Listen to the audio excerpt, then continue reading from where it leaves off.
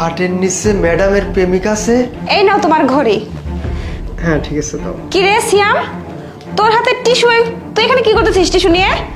আরে পিয়া, ওই যে আমাদের টয়লেট টিস্যু শেষ হয়ে গেছে না, ওই সিয়ামকে আনতে দিয়ে ফেরাইছিলাম, তাই মনে হয় নিয়ে আসছে আর কি। ও আচ্ছা, যা টয়লেটে রেখে দিয়ে আয়।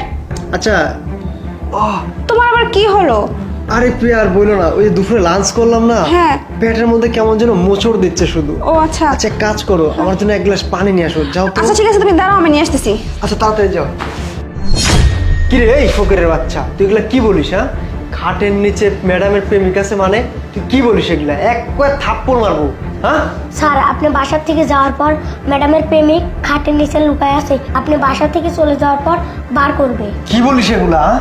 ঘটনা কি সত্য? হ্যাঁ স্যার, আমি নিজের চোখে দেখছি। আসো আসো, তাড়াতাড়ি আসো, এখানে বসো।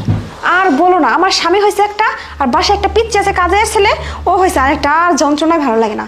তবে শোনো না, আজকে না আমার স্বামী আসতে দেরি হবে বুঝছো, আমরা তো ভালোভাবে কথাই বলতে পারি না, আজকে তো যেন অনেকটা সময় একসাথে কাটাতে পারবো। ঠিক তুমি আছে? কথা কম করে বলো, তুমি কবে আমাদের বাড়িতে যাবে সে কথা বলবে, এইভাবে লুকিয়ে আসতে আমার আর ভালো লাগে না। এইভাবে আর কতদিন?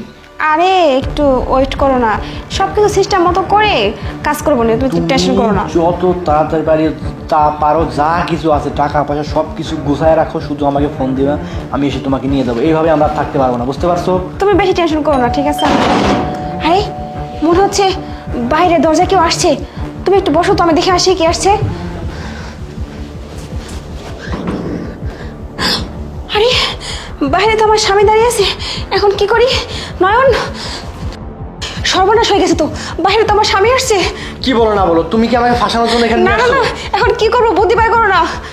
ইস, কি করি কি করি, এই বুদ্ধি পাইছি, আসো আসো এখানে আসো, আরে পাগল নাকি, খাটের নিচে খাটিতে ঢুকো, আর তাড়াতাড়ি আসো, উঁচা করো উঁচা করো উঁচা করো, ঢুকো ঢুকো।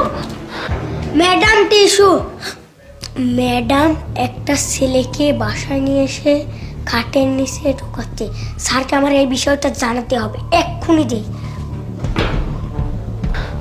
তাড়াতাড়ি ঢুকো, একদম শব্দ করবো না, কোনো কথা বলবো না, ঠিক আছে? ভালো করে ঢুকো। ঢুকছো?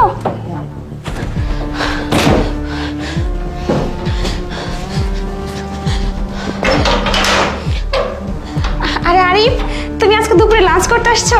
আরে বইলো না, আজকে অবশ্যই একটু চাপ কম তো কাজে, তাই সকাল সকালে চলে আসলাম। আচ্ছা খুব ভালো করছো, সমস্যা নেই, আসো চলো। খেতে দিচ্ছি তোমাকে।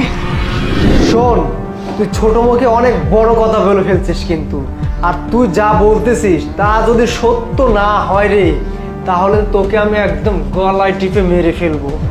আর যদি